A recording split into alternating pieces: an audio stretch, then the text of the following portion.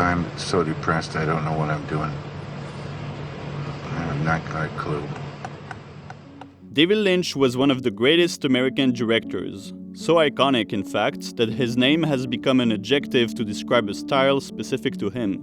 But what exactly is Lynchian style? Many scholars, film critics, even YouTubers have already explored and listed every component of it. In short, we could sum it up to the following. David Lynch is a master of turning the ordinary into the extraordinary. Instead of doing an overview of his filmography to prove this point, I thought it'd be more efficient to simply focus on a single scene from one of his most famous movies, Blue Velvet.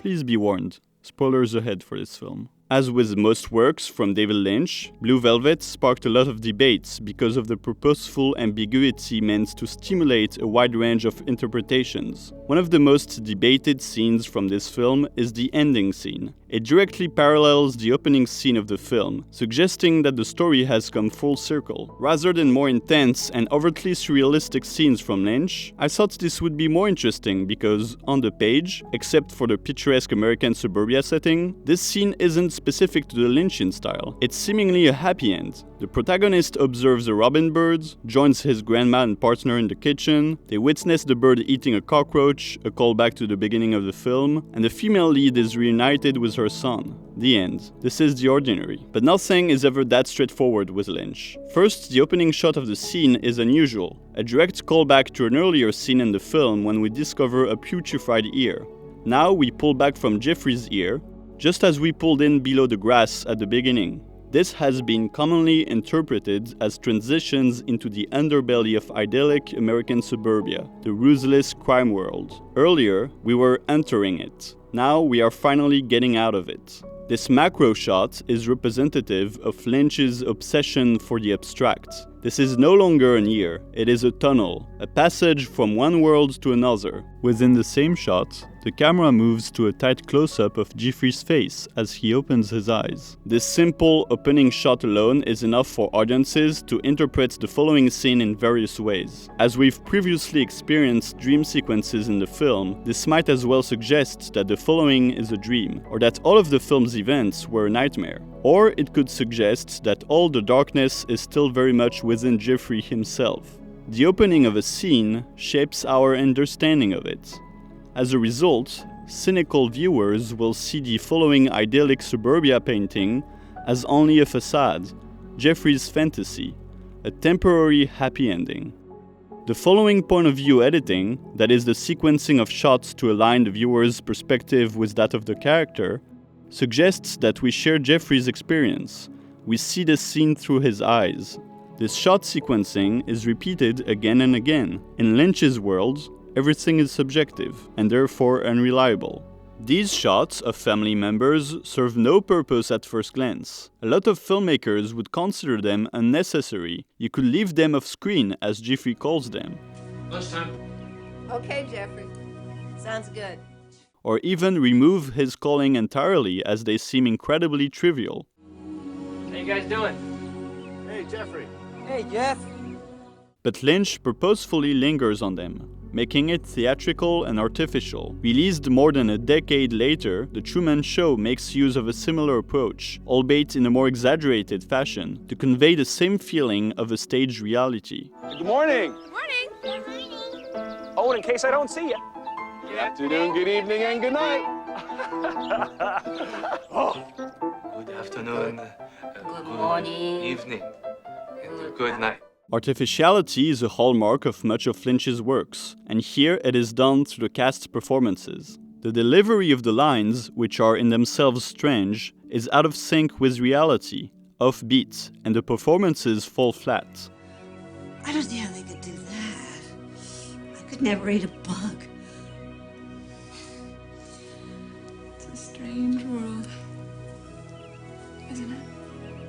But it works. Lynch has been said to often make his performers repeat lines with different rhythms and tones in order to achieve the exact nuance he wants. It certainly helps that he has musical background and therefore deeply understands the concepts of rhythm and tonality to convey certain emotions. These acting performances are like dissonance in music. The goal here is to achieve the uncanny, that is the feeling of the familiar yet strange. We can't pinpoint exactly what makes us tick. The uncanny is also embodied by the bird, which is eating the bug, like a metaphor for good and evil. Actually, this bird is an animatronic. The insert shot allows us to better examine it in details and realize that something is wrong with it. One could argue they simply couldn't get a real bird to do this action. However, there are bird trainers in the film industry.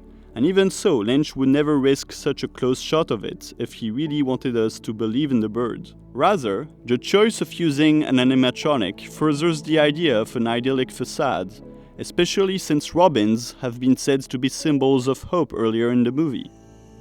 And all of a sudden, thousands of robins were set free, and they flew down and brought this blinding light of love. From this subtle choice, multiple ways of reading the ending flourish. As if that weren't enough, we then get a sequence that parallels the beginning of the movie. Lynch loves repeating imagery and scenes, following dream logic that is non-linear. The fades add to this free-flowing dream logic. The fireman waving at the camera is a more overt breaking of the fourth wall, once again highlighting the fact that we're watching a staged performance. Another way to point viewers to the artificial nature of what they see is the manipulation of time itself, by using slow motion. In cinema, slow motion has been mostly used as a tool to make fast-moving actions more readable to viewers, or to highlight important dramatic moments. But here it's used on mundane scenes. This discrepancy encourages the audience to see the hand of the filmmaker, thus impacting our suspension of disbelief, so we start to doubt the truthfulness of the scene.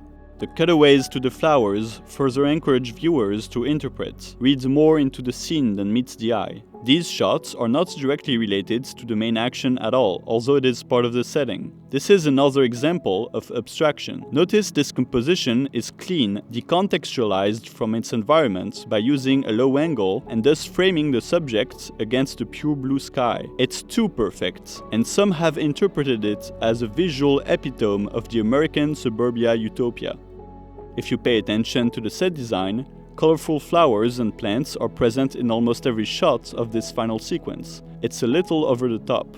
In addition, the color palette is focused on bright and warm tones, whether it's in the costumes or the set design, even the green grass feels warm. Lynch is trying too hard to make it picture perfect, which ultimately undermines our belief in this world. Finally, we'll address the elephant in the room, what is one of the most defining features of Lynch's style, the soundtrack. Here, the song Mysteries of Love, written by David Lynch and composed by Angelo Badalamenti, drives the scene.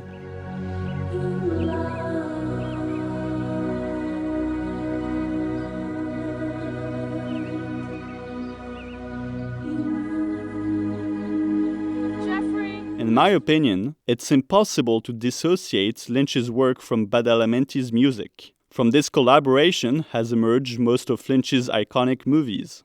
And I record everything, we record everything that I play, and then he will key into something, and he sees what he's going to shoot by listening to this music. And very often he'll take that music and bring it right to the set and let the actors move and speak at that pace. Here, the use of sustained notes gives a drone-like quality to the piece, making it feel more ethereal and mysterious. It works perfectly as an ambient soundtrack, so the audience is not too distracted by the music, but it's there to shape their experience of the scene, whether it's music or simply sound design. Lynch often works with drones that subtly convey emotional cues without drawing too much attention to themselves. The music here feels heavenly, pointing us again to the hypothesis that this might all be a dream.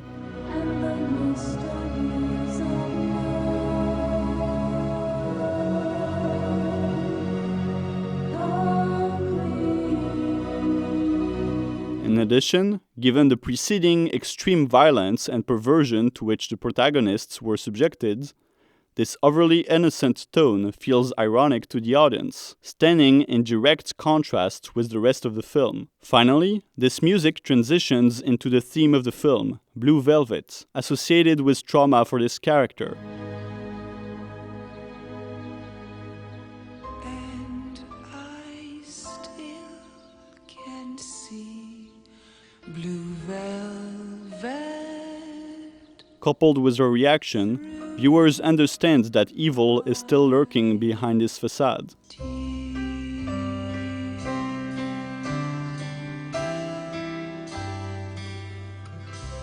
The scene ends with a final fade, from the blue of the sky to the blue curtains.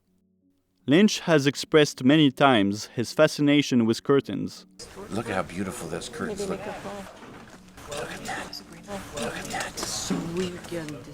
Curtains are full of mystery. They can conceal other worlds and give spectators the desire to pull them to uncover the truth. But here they remain closed, hinting at the theatricality of the scene we just witnessed, but also at this other world, one of pain and evil, still lurking behind those curtains.